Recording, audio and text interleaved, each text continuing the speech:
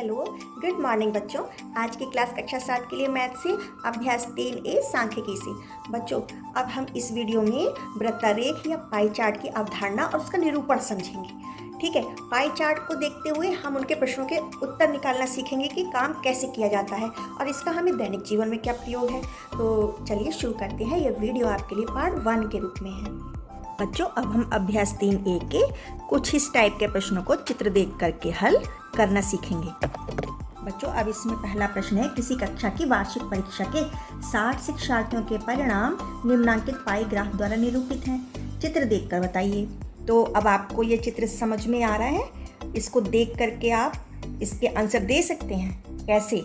देखो, पहला प्रश्न है, सबसे अधिक शिक्षार्थी किस श्रेणी में उत्तीर्ण हुए? तो इस पाई ग्राफ में देखो, सबसे ज्यादा छात्र किस श्रेणी में प्राप्त हुए हैं? द्वितीय श्रेणी में। समझ आ रहा है ना? दिख रहा है ना? दूसरा प्रश्न है, सबसे कम शिक्षार्थी किस श्रेणी में उत्तीर्ण हुए हैं? तो वह भी देख लो। सबसे कम वाला कौन सा है? प्रथम श्रेणी का। 60 डिग्री में बना है ना, तो प्रथम श्रेणी में। ठीक है। इसके बाद तीसरा प्रश्न है, अनुत्तीर्ण शिक्षार्थियों की संख्या कितनी है? तो बच्चों, इसके लिए हम क्या करते हैं, कुल शिक्षार्थी तो हमारे पास है 60 और अनुत्तीर्ण शिक्षार्थी कितने हैं? 30 डिग्री के। और पूरे वृत्त की केंद्रीय माप कितनी होती है? 360 होती है। तो अब हम क्या करेंगे, 60 का 30/360 हम निकालेंगे। तो बच्चों, अनुत्तीर्ण बच्चे 30 डिग्री में है ना, तो 30 डिग्री जो अंश है वो 360 का अंश है। तो 60 में से वो कितने बच्चे हैं जो अनुत्तीर्ण हुए हैं? तब क्या करेंगे, का को हटा के गुणा का निशान लगाएंगे और अब हम एक जीरो से जीरो काट देंगे। और 3 एकम 3 और इधर भी देखो, 3 एकम 3, 3 दूनी 6 है ना। अब आया 12, 12 से काटो, 12 एकम 12, 12 पंचे 60। कितने हो गए? 5 शिक्षार्थी हो गए जो अनुत्तीर्ण हैं, जो 30 डिग्री में शो हो रहे हैं पाई चार्ट में। ठीक है बच्चों।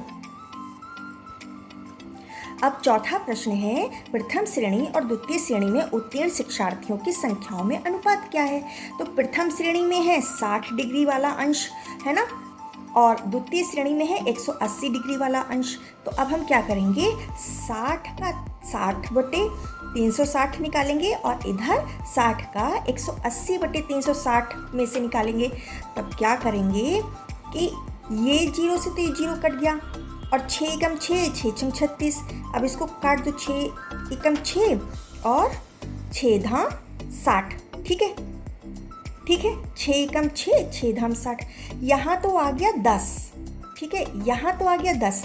अब इसको देख लो, ये जीरो से जीरो काटा, 18 एकम 18, 18 दूनी 36, ये 2 एकम 2, 2 तियाँ 6 और एक जीरो। यहाँ पे कितना आ गया? 30 आ गया। यहाँ 10 है, यहाँ 30 है, तो ये कितना अनुपात हो गया?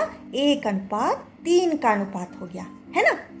ये जीरो से भी जीरो हटा दो तो कितने का अनुपात हो गया? 1:3 का अनुपात हो गया। आया बच्चों समझ में? बच्चों, इसी तरीके से हम चित्र देख करके उनके प्रश्नों के उत्तर दे सकते हैं। बच्चों, दूसरा प्रश्न है, भारत के किसी शहर में तेज गति एवं यातायात नियमों का पालन न करने के कारण विभिन्न साधनों से यात्रा कर रहे सड़क दुर्घटना में घायल व्यक्तियों की प्रतिशत दरों का पाई ग्राफ निम्नवत है। अब आपको पाई ग्राफ दिख गया। इसमें कुछ लोग पैदल यात्रा कर रहे हैं, कुछ लोग कार से यात्रा कर रहे हैं, बस से, साइकिल से, मोटरसाइकिल, स्कूटर से यात्रा कर रहे हैं। ठीक है, और पूरी केंद्रीय माप के चारों ओर कितने कितने अंश में वो यात्रा कर रहे हैं वो भी शो हो रहा है। तो बस अब हमें पाई ग्राफ देख करके निम्नलिखित प्रश्नों के उत्तर देने हैं। तो पहला है, सबसे अधिक घायल होने वाले व्यक्ति किस प्रकार यात्रा कर रहे थे? तो आप इसको देखो और बताओ, है ना, किससे यात्रा कर रहे थे? पैदल।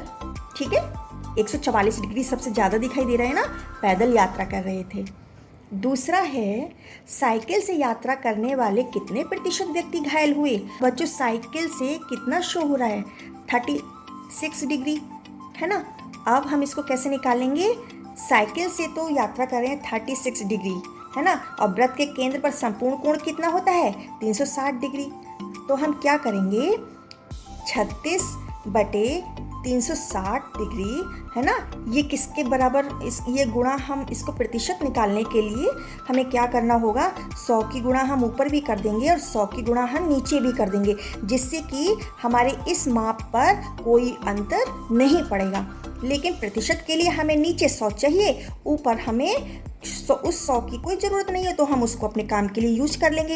एक जीरो से एक जीरो कट गया, ये 36 से 36 कट गया, कितना आया 10/100, तो ये कितना हो गया 10% हो गया। 100 पर 10 है ना, इसलिए कितना हो गया ये 10%। तो साइकिल से यात्रा करने वाले कितने प्रतिशत व्यक्ति घायल हुए, 10%। अब तीसरा देखो, मोटरसाइकिल से यात्रा करने वाले कुल कितने प्रतिशत व्यक्ति घायल हुए।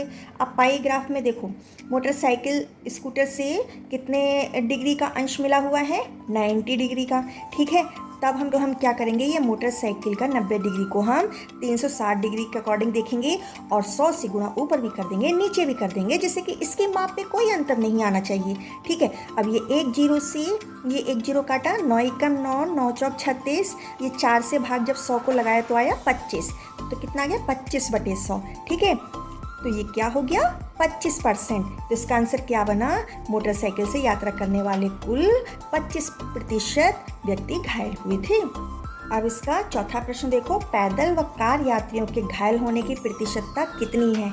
तो अब पाई चार्ट में देखो, पैदल है 144 डिग्री में और कार से है 36 डिग्री में, तो इन दोनों को अब हम क्या करेंगे, जोड़ देंगे, तो कितना आ गया 180 डिग्री। अब इसको भी हम ऐसे ही निकालेंगे, 180/360 डिग्री गुणा 100 की गुणा ऊपर भी करेंगे, 100 की गुणा नीचे भी करेंगे। अब आपको समझ में आ रहा है ना, ऐसा क्यों, क्योंकि हमें नीचे परसेंटेज के लिए 100 चाहिए, लेकिन इनकी ऊपर नीचे गुणा करने से इस पर कोई अंतर नहीं आना चाहिए, ठीक है। तो ये 0 से 0 गया, 18 कम 18, 18 दूनी 36, 2 से भाग जब 100 में लगाया तो आया 50, ठीक है। 2 पंजे 10 और 1 0, क्या हो गया 50/100। अब हमें ये कितना परसेंटेज मिल गया, 50%, 50%, ठीक है। तो पैदल व कार यात्रियों के घायल होने की प्रतिशतता कितनी है, 50% की है। अब ये पांचवा देखो, विभिन्न यात्रा साधनों से घायल होने वाले व्यक्तियों की कुल प्रतिशतता कितनी है। हम क्या करेंगे कि सिर्फ पैदल वाले हम छोड़ देंगे, बाकी जितने भी हैं यात्रा साधन उन सभी को हम जोड़ देंगे। तो जोड़ा तो कितना आया 216 डिग्री आया। अब वृत्त के केंद्र पर संपूर्ण कोण कितना है, 360 डिग्री है। तो हम वैसे ही काम करेंगे जो अभी हम कर रहे थे, 216 डिग्री बटे 360 डिग्री गुणा 100 की गुणा ऊपर भी बटे 100 की गुणा नीचे भी। अब क्या करेंगे, ये 0 से 0 काट दिया।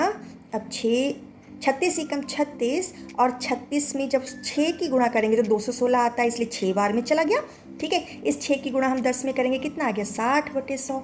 तो अब इस प्रतिशत कितना बना, 60%, ठीक है बच्चों, आया समझ में। अब बच्चों तीसरा प्रश्न है, पंचायत भवन के प्रांगण में वृत्ताकार क्षेत्र में फूलों के पौधे लगे हैं।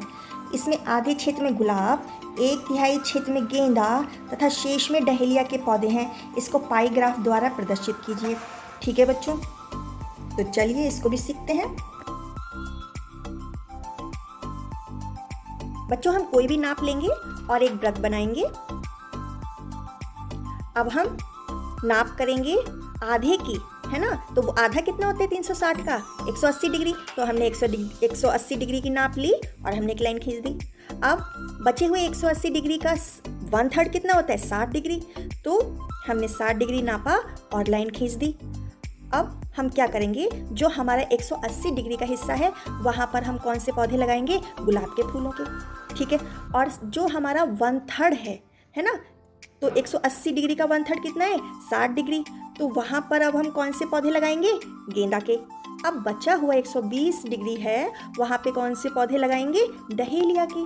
तो इस तरीके से आपको पाई चार्ट बनाना है और शो करना है, ठीक है बच्चों।